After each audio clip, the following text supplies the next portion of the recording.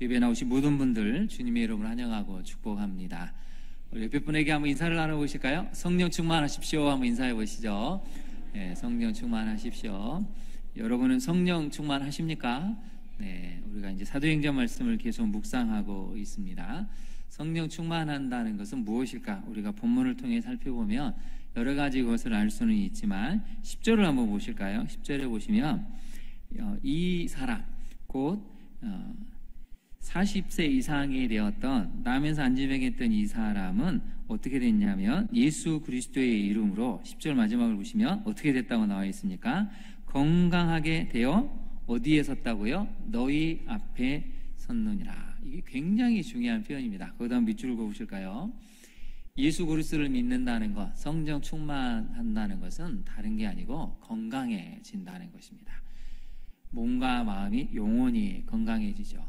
때로 하나님이 우리에게 육신의 아픔을 주시지만 그러나 건강해진다는 것은 육신의 아픔을 뛰어넘는 영혼의 평안, 영혼의 담대함이 생긴다는 것입니다. 그래서 이 사람이 건강하게 되어서 누구 앞에 섰다고 나왔죠? 너희 앞에. 그전에는 사람들의 구경거리가 되고 패배자, 절망자, 희망이 없는 사람으로 보였다며 이 사람이 예수의 이름으로 다시 건강하게 되어서 이제 너희 앞에 우뚝 섰다는 것입니다. 건강한 사람, 일상을 살아갈 수 있는 사람, 누구도 이 사람을 향해서 손가락질하거나 수군거리거나 비웃지 못하는 하나님이 치유하시는 사람으로 섰다라고 사도 베드로가 담대하게 알려주고 있습니다. 우리와 우리 자녀들이 이런 건강함의 축복을 누리기를 소망합니다. 우리 주님이 주시는 건강함은 물질의 평안함이나 삶이 안정돼서 오는 것이 아니고 사실은 성령 하나님의 능력이 우리에게 임하게 될 때 그 모든 아픔과 절망과 무력감을 이길 수 있다는 것이죠. 예수 그리스도를 믿는다는 것은 여러분 또한 어떤 것이냐면 그 된 일을 보고 가치관을 바꾼다는 것입니다. 21절을 한번 볼까요? 21절을 보면 관리들이 어떻게 해볼 수가 없습니다. 놓아줘야 되는데 이전처럼 붙잡고 채찍질을 하거나 십자가에 처형을 하거나 돌로 칠 수가 없습니다. 왜 그러냐면 뒤에 마지막을 한번 볼까요? 이는 모든 사람이 그 된 일을 보고 하나님께 영광을 돌림이라. 거기다 한번 네모를 쳐보실까요? 보고라는 단어가 나오죠. 하나님이 하신 일을 보니까 이전에는 적대적이고 대적적이었던 많은 사람들이 돌아섰다는 것입니다. 이거 하나님이 하신 일이구나. 가치관이 바뀌고 생각이 바뀌고 삶의 터닝 포인트가 일어났다는 것이죠. 여러분, 예수님을 믿는다는 것은 바뀐다는 것입니다. 삶의 가치관이 바뀌어버린다는 것이고 우리가 추구했던 인생의 방향이 바꾼다는 것이죠. 제가 요즘 책을 하나 읽고 있는데요. 도서관에 가니까 이 책이 있어서 한번 가지고 왔습니다. 사랑하며 살기에도 시간이 부족하다 하면 한번 띄워주실까요? 이걸 누가 지었냐면 개구면 이성미 씨가 지었습니다. 제가 쭉 읽고 있는데 한 3분의 1 정도 읽었는데 중간에 굉장히 재밌는 내용이 나옵니다. 제일 밑에 보시면 붉은 부분으로 이렇게 쳐 있는 부분이 있죠. 뭐라고 써 있습니까? 네, 성경과외라고 써 있습니다.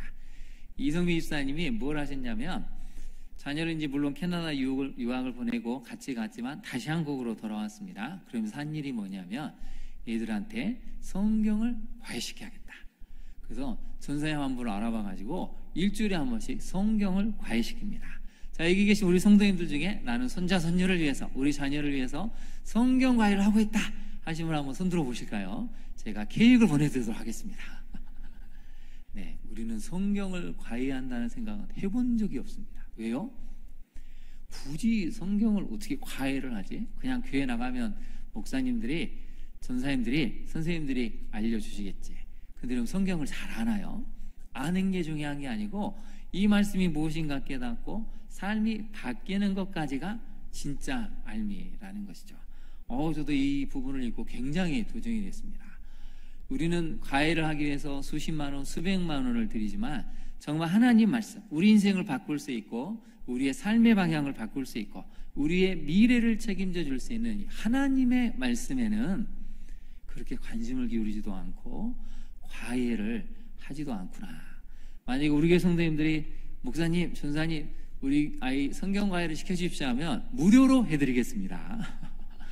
여러분, 농담인 것 같지만 여러분들이 과외를 하셔야 됩니다. 제일 좋은 과외는 부모들이 해주는 것입니다. 영어 단어 하나를 아는 것보다 여러분 성경 말씀 하나를 더 알면 나중에 영어를 공부할 때도 이 말씀이 주는 지혜와 계시의 영이 있기 때문에 놀라운 역사를 만들어낸다는 것이죠. 우리 교회 모든 성도님들이 하나님의 말씀을 과외하고 우리 자녀들이 그 말씀 가운데 살아갈 수 있는 그 축복이 있기를 간절히 소망합니다. 이제 오늘 본문을 살펴보게 될 텐데요. 오늘 본문은 3장과 4장과 연관이 되어 있습니다. 화면을 한번 잠깐 보실까요? 잘 보이시나요? 이게 조금 흐릴 수도 있는데 전체를 좀 쫙 봐야 되는데 빨리 한번 보겠습니다. 질문이 나옵니다. 한번 볼까요? 너희가 무슨 권세와 누구의 이름으로 이 일을 행하였느냐? 항상 문제는 질문에 답이 있다고 했죠. 이 사람들이 자기들도 모르게 무슨 권세, 누구의 이름으로 이 나면서 안진뱅이 된 사람, 못 걷게 된 사람을 고쳤느냐? 그리고 9절에 보면 또 물어보죠. 이 사람이 어떻게 구원을 받았느냐? 그리고 나서는 도저히 어떻게 해볼 수가 없으니까 자기들이 또 물어보죠. 이 사람들, 이 사도들을 베드로와 요한을 어떻게 할까? 그래서 베드로와 요한이 이렇게 답을 하죠. 하나님 앞에서 너희 말을 듣는 것이 하나님의 말씀을 듣는 것보다 옳은가 판단하라. 판단해야 되지 않을까? 거꾸로 질문을 던지고 있죠. 그리고 우리는 사실 살아가면서 무수한 질문을 받습니다.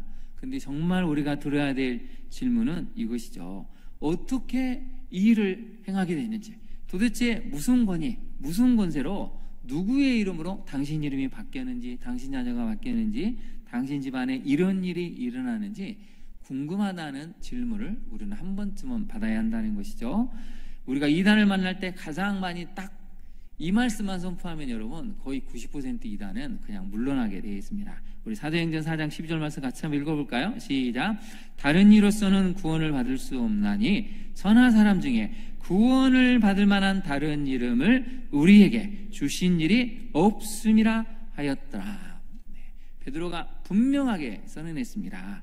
다른 이로서는 구원을 받을 수 없다. 그 어떤 사람도 구원을 받을 수 있는, 구원을 줄 수 있는 사람이 없는데 오직 선한 사람 중에 구원을 받을 만한 다른 이름은 없는데 예수의 이름만이 우리에게 주어졌고 그분만이 우리에게 구원을 주신다는 것이 사도행전 4장 12절 말씀이죠. 그래서 우리가 이 구절 하나만 잘 외워도 온갖 거짓 예수 그리스도, 그 가짜 메시아를 분별할 수가 있습니다. 다시 한번 우리 4장 12절 말씀을 같이 읽어볼까요? 시작. 이로서는 구원을 받을 수 없나니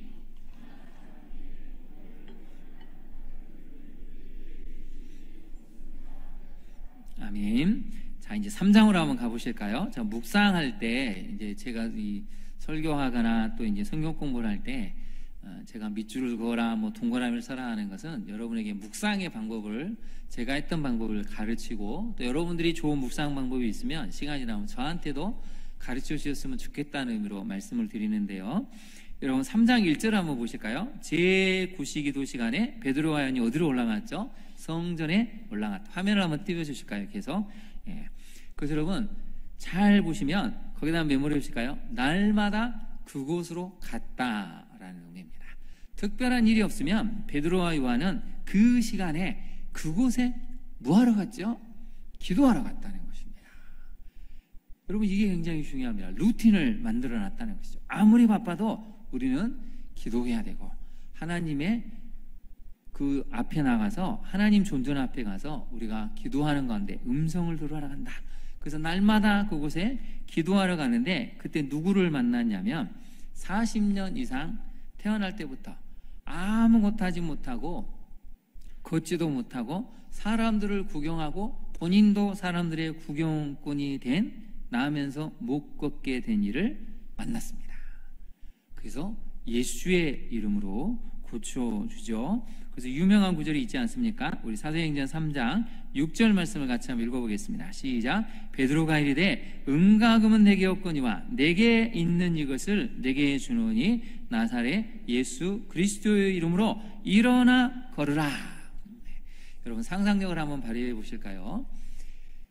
40여 년 동안 한 번도 못 걷는 사람이 일어나 걸어라 하면 걸을 수 있겠습니까? 못 걷겠습니까? 근데 여러분 8절 한번 볼까요? 뛰어서서 걸었다고 나왔죠. 병원에 입원해 보신 분들은 아실 겁니다. 병원에 입원해 보신 분들은 여러분 누워있으면 휠체어에 오래 앉아있으면 걷는 게 쉽습니까? 어렵습니까? 어렵습니다. 한 달이나 두 달이나 1년쯤 되면 여러분 거의 걷기가 거의 불가능합니다. 근데 나사렛 예수의 이름은 어떤 일을 만들어내냐면 7절을 한번 볼까요? 오른손을 딱 잡아 일으키니까 무엇과 무엇이 힘을 얻었다고요? 발과 발목이 곧 힘을 얻어서 뛰어서서 걷고 뛸 수 있고 걸을 수 있는 힘을 확 줘버렸다는 것이죠. 그래서 여러분 하나님의 능력은 이성을 초월해버립니다. 우리가 경험적으로 알잖아요. 수술한 사람들이 오랫동안 앉아있으면 걷는 게 얼마나 힘든지를 우리가 알 수 있지 않습니까? 근데 오늘 본문을 보니까 1년도 아니고 여러분 40년을 한 번도 걸어보지 못한 사람이 예수의 이름으로 일어나 걸어라 하니까 오른손을 탁 잡아 일으키니까 발과 발목에 힘을 얻어서 뛰어서서 걸었다는 것이죠. 또 한 번 상상력을 발휘해 볼까요? 자, 베드로가 손을 탁 내밀었을 때 여러분 어떻게 잡았을 것 같습니까? 옆에 사람하고 한번 연습을 해볼까요? 자, 손을 탁 내밀면 어떻게 잡았을 것 같습니까? 살며시 잡았을까요? 탁 잡았겠죠. 그러면 여러분 7절을 다시 한번 보십시오. 오른손을 잡아 일으켰을 때 베드로가 어떻게 일으켰을까요? 자, 조심해. 조금만 힘을 내서 한번 일어나 볼까요? 이렇게 했겠습니까? 일어나십시오. 탁 이렇게 했을까요? 네, 일어나라고 팍 잡아당긴 거죠. 왜요? 예수 이름의 권세, 권능은 능히 이 순간에 그걸 해낼 수 있는 힘을 주신다는 것을 알았기 때문이죠. 그래서 여러분 이게 가장 중요합니다. 3장 6절에 나오는 나사렛 예수 그리스도의 이름, 이것을 베드로가 갖고 있었다는 것이죠. 내게 있는 이거, 거기다 네모로 한번 적으시죠. 여러분 집에 가셔서 종이를 한 장 탁 펼치시고 한번 해보시면 좋겠습니다. 내게 있는 것 해가지고 영적인 것과 세상적인 것을 한번 쫙 적어보시죠. 근데 여러분 내게 있는 이것은 딱 하나만 적으시면 됩니다. 뭐만 적으면 될까요? 네, 예수 그리스도, 그분만 적으시면 됩니다. 네, 세상적인 것은 엄청나게 많겠죠. 그리고 여러분 다 적으신 다음에 세상에 있는 것을 다 X표를 치더라도 예수 그리스도의 이름만 남으면 여러분은 만족이 되시겠습니까? 우리가 거기까지 가야 한다는 것입니다. 세상에 있는 목록을 하나씩 다 지워도 그래도 나에게 예수 그리스도의 이름만 남는다. 그래도 나에게 그 예수의 이름만 남아도 나는 그걸로 만족합니다. 여러분 이게 진짜 신앙 아닐까요? 저를 한번 따라서 고백해 보실까요? 세상 것은 다 사라져도 예수 그리스도의 이름만 남는다면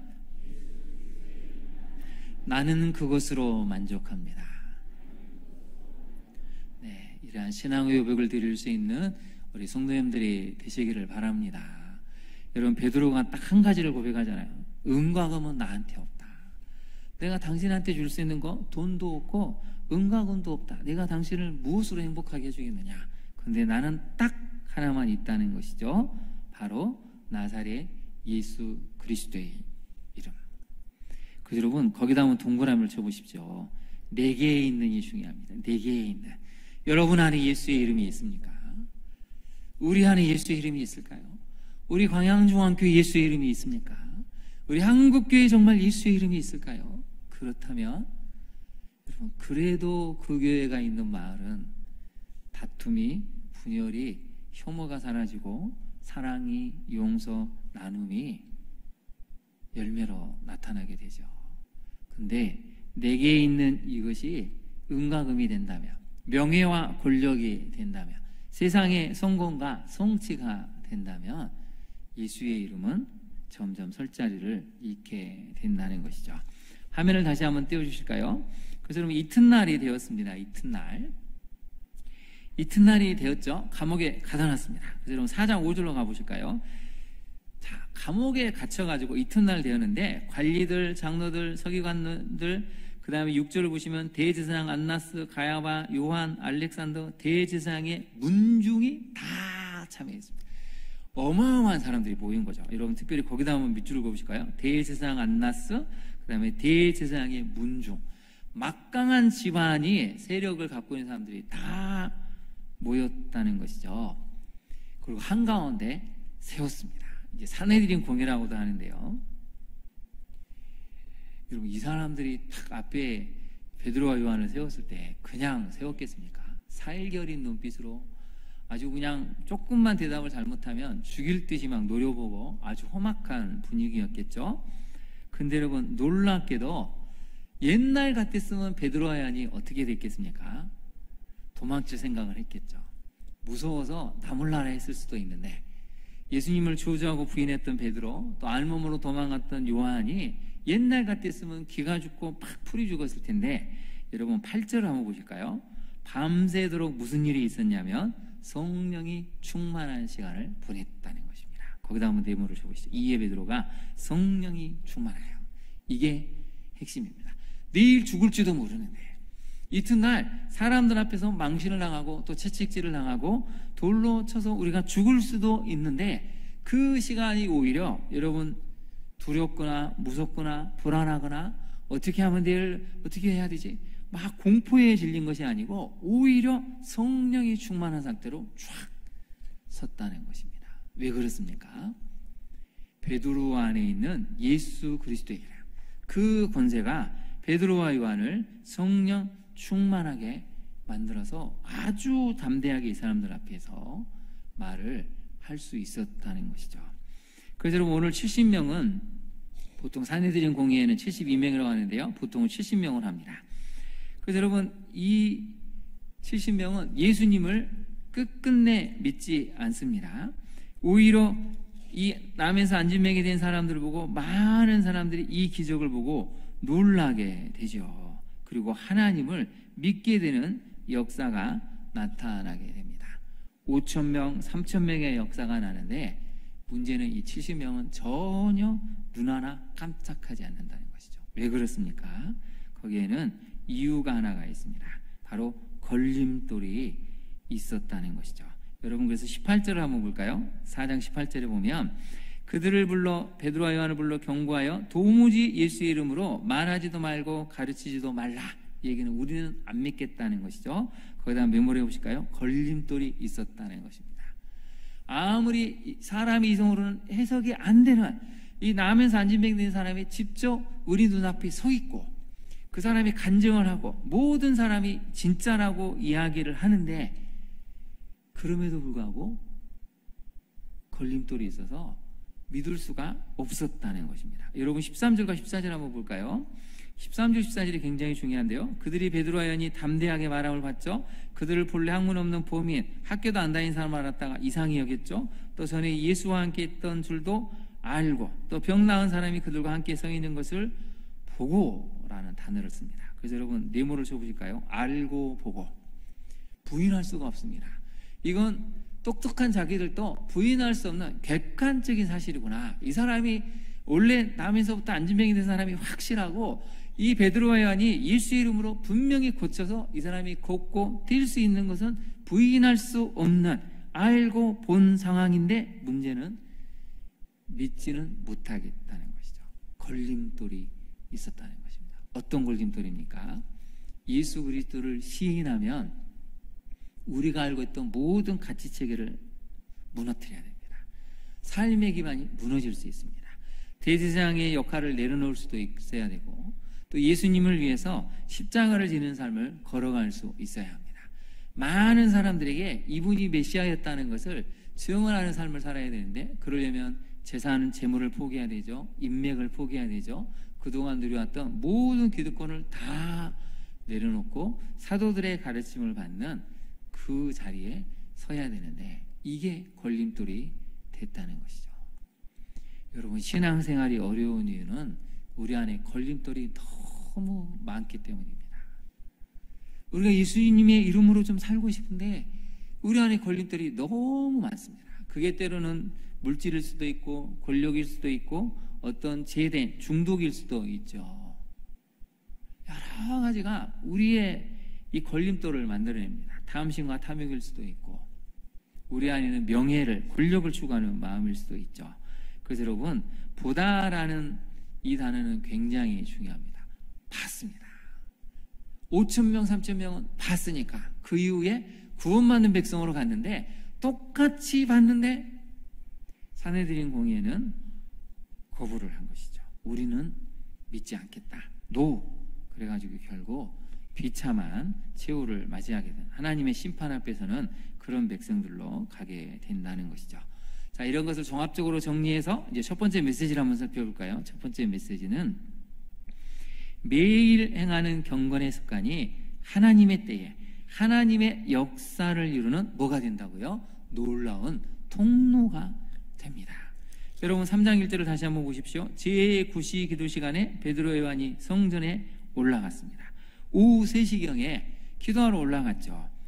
매일 행했던 이 기도하는 습관, 하나님을 찾고 부르짖는 이 경건의 습관이 딱 그날 하나님의 역사를 만들어내는, 하나님의 이 크로노스를 실현하는 놀라운 일들이 두 가지가 일어났다는 것입니다. 여러분, 이게 재밌는 게 상상을 발휘해 보면 2절을 한번 볼까요? 나으면서 못 걷게 된 이를 사람들이 메고 왔죠. 이는 성전에 들어가는 사람들에게 구걸하기 위하여 날마다 미문이라는 성전문에 뒀다라고 나옵니다. 날마다에 대한 밑줄을 그으실까요? 자, 여러분, 베드로와 요한은 그러면 그 전에 이 사람을 봤겠습니까? 안 봤겠습니까? 보았을까요? 못 봤을까요? 봤죠. 근데 왜 그전에는 안 고쳤겠습니까? 이걸 여러분 고민을 해보셔야 됩니다. 왜 그러냐면 하나님이 계속 그냥 가게 하십니다. 어제도 봤죠? 일주일 전에도 봤을 수 있습니다. 그런데 매일 이 시간을 정해서, 루틴을 정해서 베드로와 요한이 기도하러 가다가 딱 그날은 뭔가 성령 하나님의 흐름이 작동하기 시작했다는 것이죠. 그 무수히 오고 가는 사람들 중에 여러분 3절을 보시면 베드로와 요한이 성전에 들어가람을 보고라는 단어가 나오죠. 보고. 거기다 한번 밑줄을 그어보실까요? 그날 이상하게 베드로와 요한을 탁 주목하게 됐다는 것입니다. 일주일 전에 지나갔을 때도 베드로와 요한을 그렇게 보지 않았습니다. 어제만 해도 보지를 않았죠. 근데 오늘 베드로와 요한이 날마다 습관을 정해서 기도하는 그날, 그 시간에 하나님이 이 나면서 못 보게 된 이 사람에게 감동을 주셔가지고 베드로와 요한을 불렀다는 것이죠. 저 좀 도와달라고. 오늘 좀 제가 여기 앉아있는데 저를 좀 도와주시면 안 될까요? 이러면서 물고가 튀었다는 것이죠. 그래서 여러분 날마다에 다음 메모를 해보실까요? 물고를 튼다라는 것입니다. 날마다 우리가 경건의 습관을 훈련하면 지금은 보이지 않는데 무언가 물고가 튀어지는 역사가 우리 집에서, 교회에서, 우리 직장에서 나타날 수 있다는 것이죠. 그게 오늘 성경이 들려주는 놀라운 메시지라는 것입니다. 적용을 한번 해볼까요? 날마다 시간을 정해놓고 말씀 묵상과 기도에 힘쓰고 있습니까? 그날 그곳에서 이루시고자 하는 하나님의 능력을 여러분 경험하고 있습니까? 그날 그곳에서 어제는 아니었는데, 그저께도 아니었는데, 일주일 전에도 아니었는데 오늘 그곳에서 하나님이 행하시는 능력이 나타날 수 있다는 것입니다. 그러니 여러분, 우리가 시간을 정해서 기도하는 것은 굉장히 중요한 영적인 습관입니다. 무슬림들은 여러분 하루에 5번씩 기도하지 않습니까? 우리도 5번은 아닐지라도 하루에 적어도 2번은, 한 번 이상은 시간을 정해서 말씀을 묵상하고 기도하는 훈련을 해야 됩니다. 자, 우리 옆에 분하고만 약속을 해보실까요? 매일 시간을 정해서 말씀을 묵상하고 기도하겠습니다. 한번 해볼까요? 시작. 매일 시간을 정해서 말씀 묵상과 기도에 전념하겠습니다. 네, 여러분 약속하실 수 있으십니까? 네, 시선을 피하지 마시고 네, 해야 됩니다. 여러분, 우리가 유튜브 볼 시간은 그렇게 많은데 말씀을 묵상하고 기도를 못한다? 이건 핑계죠, 핑계.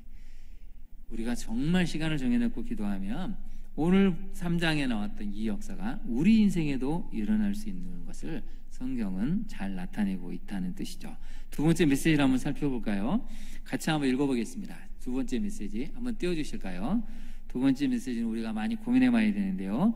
교회와 성도가 소유하고 드러내야 할 능력은 바로 예수의 이름과 권세입니다.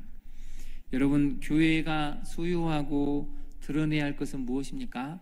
북카페가 있네, 도서관이 있네, 이런 시설이 있습니다. 좋죠. 나쁜 게 아닙니다. 우리 아이들을 위한 체육관을 짓고 어마어마하게 많이 짓는 거 중요한 일입니다. 다음 세대를 위해서 필요한 일이죠. 근데 여러분, 그 전에 선행되어야 될 일이 하나가 있습니다. 그것은 바로 무엇입니까? 예수의 이름, 예수의 권세, 이 파워가 교회에 있는가?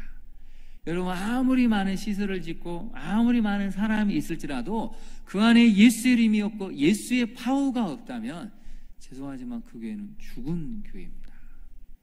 예수님이 없는 교회, 예수의 이름이 나타나지 않고 목회자의 이름만이 드러나고 목회자의 어떤 것들만 자꾸 드러난다면 이미 예수님의 이름이 사라져가는 교회죠.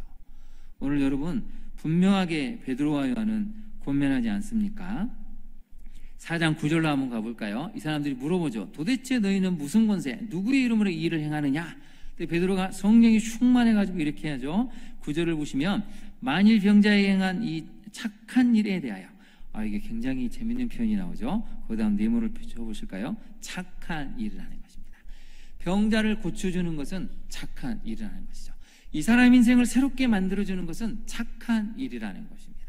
이 사람을 하여금 절망과 좌절과 무기력에 빠졌던 사람이었는데 이 사람에게 다시 한번 새 소망을 주고 살아봐야겠구나, 희망을 주고 걸어갈 수 있게 만들어주는 것은 착한 일이라는 것이죠. 우리 자신에게 한번 약속해 볼까요? 앞으로 착한 일을 많이 하겠습니다. 해볼까요? 시작. 앞으로 세상이 말하는 착한 일이 아니고 성령이 말하는 착한 일, 영혼 구원을 하는 일, 이 착한 일을 해야 한다는 것입니다. 오늘 예배에 나온 우리 성도님들이 이런 착한 일을 많이 하시기를 바랍니다. 네, 우리 수예배에 나오신 분들은 더 착한 것 같습니다. 저희 빗불을 한번 칭찬해 볼까요? 정말 착하십니다. 한번 해볼까요? 시작. 네, 너무 착해 보이지 않습니까? 네, 우리 장로님들, 권사님들, 집사님들, 청년들 정말 착해 보입니다. 여러분을 통해서 착한 일의 열매가 맺어지기를 소망합니다. 그게 하나님의 마음이죠. 베드로가 이렇게 얘기합니다. 오늘 우리에게 질문한다면 뭐라고 얘기하죠? 10절을 다시 한번 읽어볼까요? 시작. 너희와 모든 이스라엘 백성들을 알라. 너희가 십자가에 못 박고 하나님이 죽은 자 가운데 살리신 나사렛 예수 그리스도의 이름으로 이 사람이 건강하게 되어 너희 앞에 섰느니라. 베드로가 한 일은 딱 하나밖에 없었다는 것입니다. 나는 예수 그리스도의 이름으로 선포하고 예수 그리스도의 파워로 이 사람의 손목을 잡아 일으켰을 뿐이지 내가 한 것은 하나도 없다는 것입니다. 그저 예수 이름이, 예수의 파워가 이 사람을 살리고 건강하게 만들었다는 것이죠. 그래서 여러분, 거기다 한번 메모를 해보실까요? 이 사람이 건강하게 되어 너희 앞에 섰느니라는 교회와 성도가 해야 될 의무라는 것입니다. 거기다 한번 밑줄로 메모를 해보실까요? 교회와 성도가 해야 할 의무는 건강하게 되어 사람들 앞에 서는, 회복시키는 삶이라는 것이죠. 이걸 잊어버리면 안 됩니다. 그래서 여러분, 교회 안에 들어온 사람은 마음이 건강해져야 되고 생각이 건강해져야 되고 영이 건강해져서 사람들 앞에 당당하게 살 수 있는 사람으로 살아가야 한다는 것이죠. 그걸 해줄 수 있는 것은 바로 예수의 이름, 예수의 권세, 파워밖에 없다는 것입니다. 한국교회가 점점 이 파워를 잃어가는 것 같습니다.